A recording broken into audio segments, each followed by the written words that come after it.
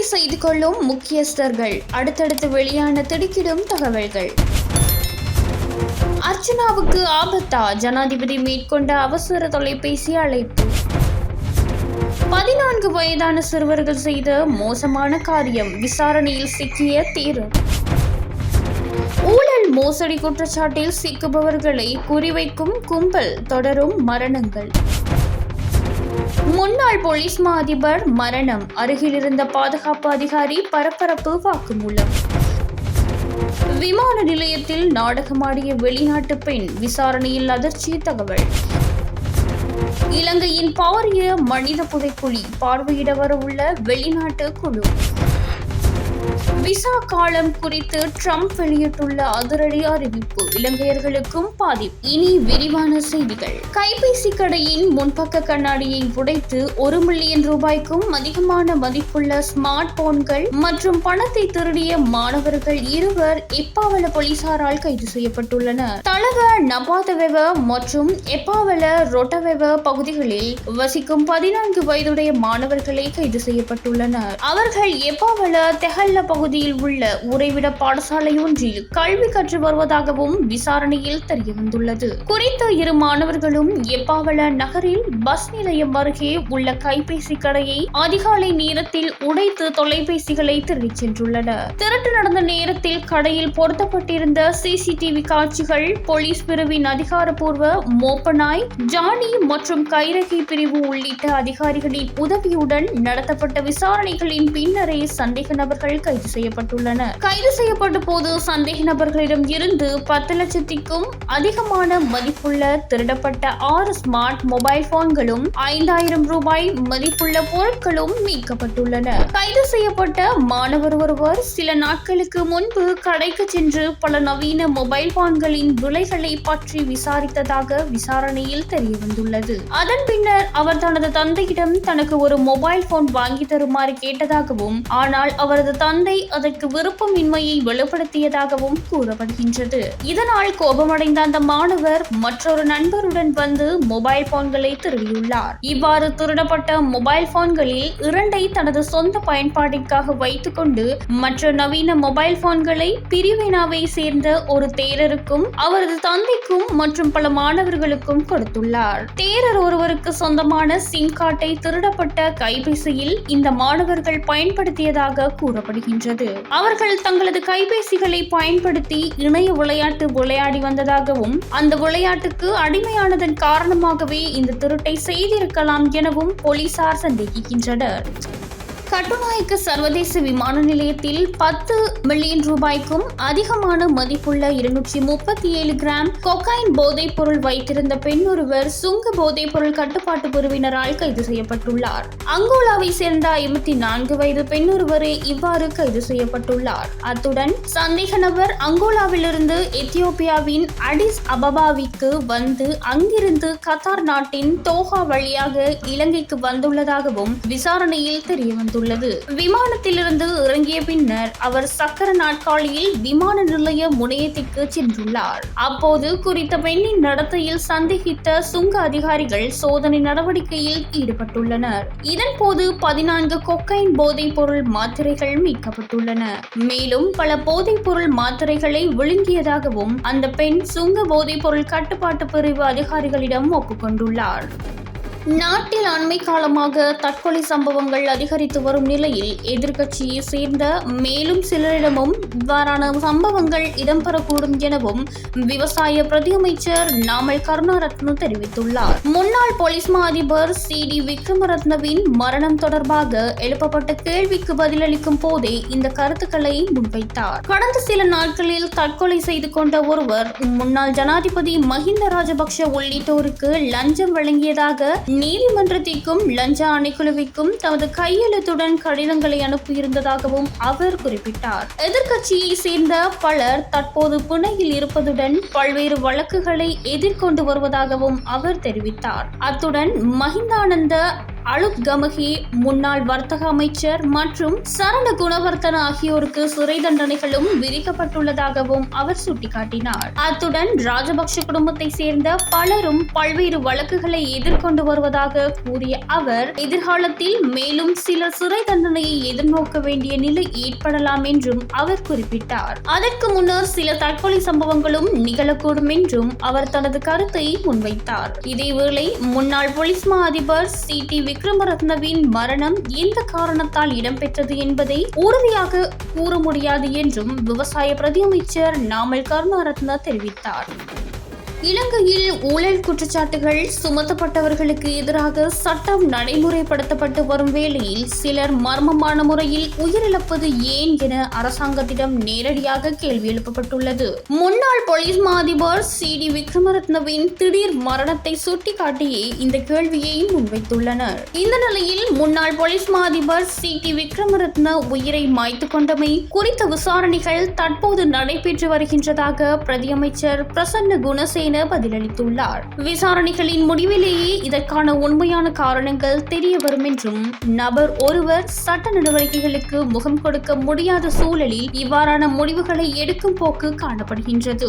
முன்னாள் போலீஸ் மா அதிபருக்கு பாதாள உலக குழுக்களுடன் தொடர்பு இருந்ததா என்பது குறித்த மக்கள் மத்தியில் நிலவும் நியாயமான சந்தேகங்கள் குறித்து விவாதிக்கப்பட்டுள்ளது. சட்டத்தின் முன்னால் இத்தகைய சந்தேகங்கள் உண்மையானதா இல்லையா என்பது நிரூபிக்கப்படும் வரை பொறுத்திருந்து பார்க்க வேண்டும் என பிரதியமைச்சர் பிரசன்ன குணசேன தெரிவித்துள்ளார். சமகால அனுர அரசாங்கத்தில் முன்னெடுக்கப்பட்டு வரும் ஊழல் மற்றும் குற்ற செயல்களுக்கு எதிரான நடவடிக்கை காரணமாக இதுவரை 4 பேர் உயிரை மாய்த்துக் கொண்டுள்ளனர். குறித்த 6 பேரும் முன்னாள் ஆட்சியாளர்களான மஹிந்த ராஜபக்சர்களுடன் மிகவும் நெருக்கமாக செயற்பட்டவர்கள் என்பது குறிப்பிடத்தக்கது.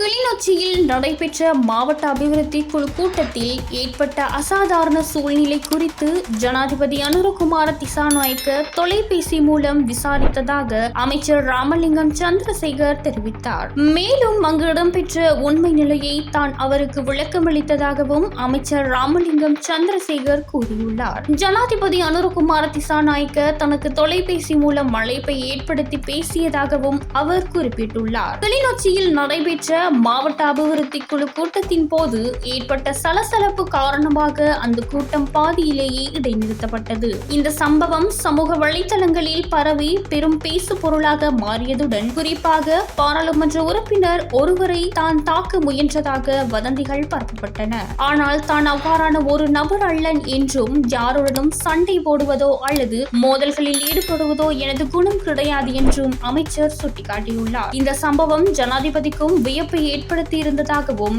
எனினும் அங்கு நடந்த உண்மையான நிலைமைகளை தொலைபேசி வாயிலாக ஜனாதிபதிக்கு நான் தெளிவுபடுத்தியதாகவும் அமைச்சர் ராமலிங்கம் சந்திரசேகர் தெரிவித்தார். இதனால் பாராளுமன்ற உறுப்பினர் அர்ச்சுனா ராமநாதனுக்கு ஏதேனும் நடவடிக்கைகள் எடுக்கப்படலாமா என்ற கேள்வி சமூகத்தில் எழுந்துள்ளது.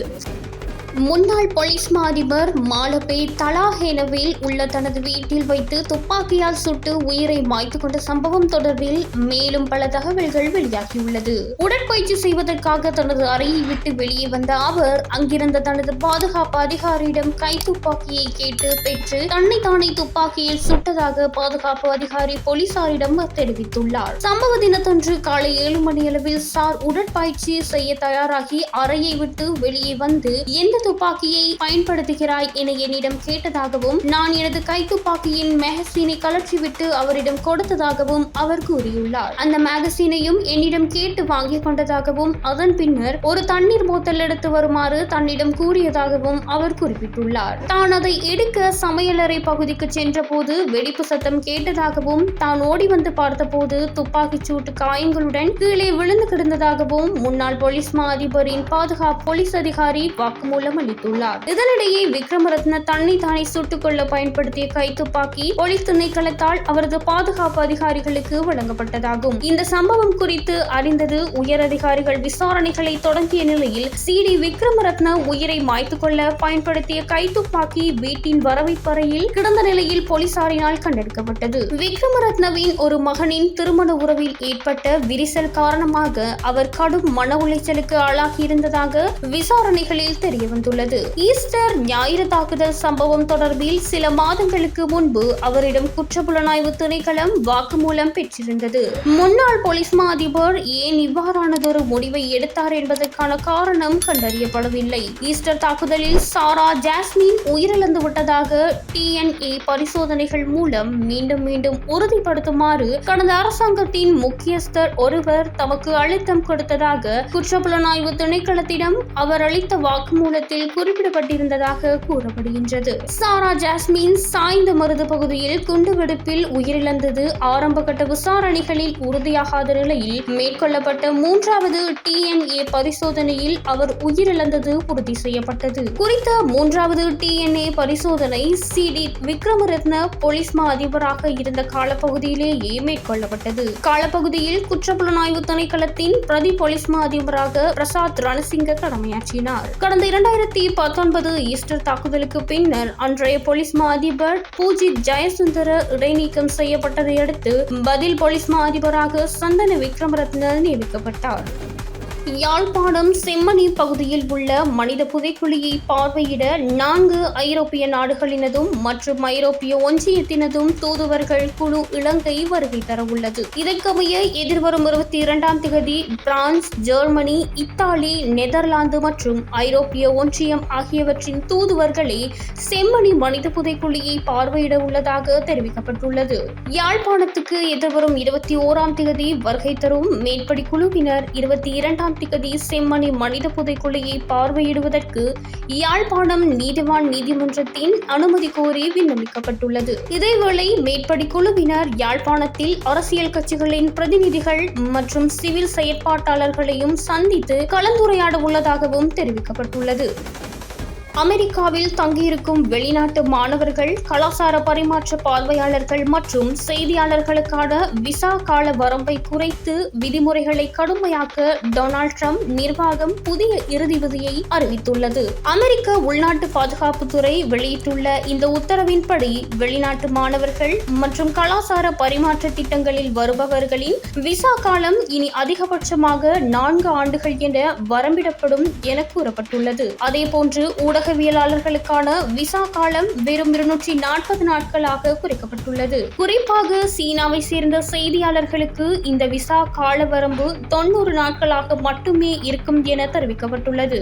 மேலும் சர்வதேச மாணவர்கள் தங்களது படிப்பை முடித்த பின்னர் அமெரிக்காவை விட்டு வெளியேறுவதற்கான கால அவகாசம் 60 நாட்களிலிருந்து 30 நாட்களாக பாதியாக குறைக்கப்பட்டுள்ளது. கல்வி பயிலும் போது மாணவர்கள் தங்களது நோக்கங்களை மாற்றுவதற்கோ அல்லது உரிய அனுமதியின்றி வேறு பல்கலைக்கழகங்களுக்கு மாற்றுவதற்கோ புதிய கட்டுப்பாடுகள் விதிக்கப்பட்டுள்ளன. கடந்த 2024ஆம் ஆண்டில் சர்வதேச மாணவர்களின் வருகை 11% அதிகரித்ததால் இவ்வளவு பெரிய எண்ணிக்கையிலான வெளிநாட்டினரை கண்காணிப்பது தங்களுக்கு பெரும் சவாலாக இருப்பதாக அமெரிக்க அரசு தரப்பில் தெரிவிக்கப்பட்டுள்ளது. அமெரிக்காவின் இந்த புதிய விசா கொள்கை முற்றிலும் பாரபட்சமானது என சீன வெளியுறவு அமைச்சு கடுமையாக சாடியுள்ளதுடன் அமெரிக்கா இதனை உடனடியாக திரும்ப பெறாவிட்டால் தகுந்த பதிலடி நடவடிக்கைகளை எடுக்க நேரிடும் என்றும் எச்சரித்துள்ளது.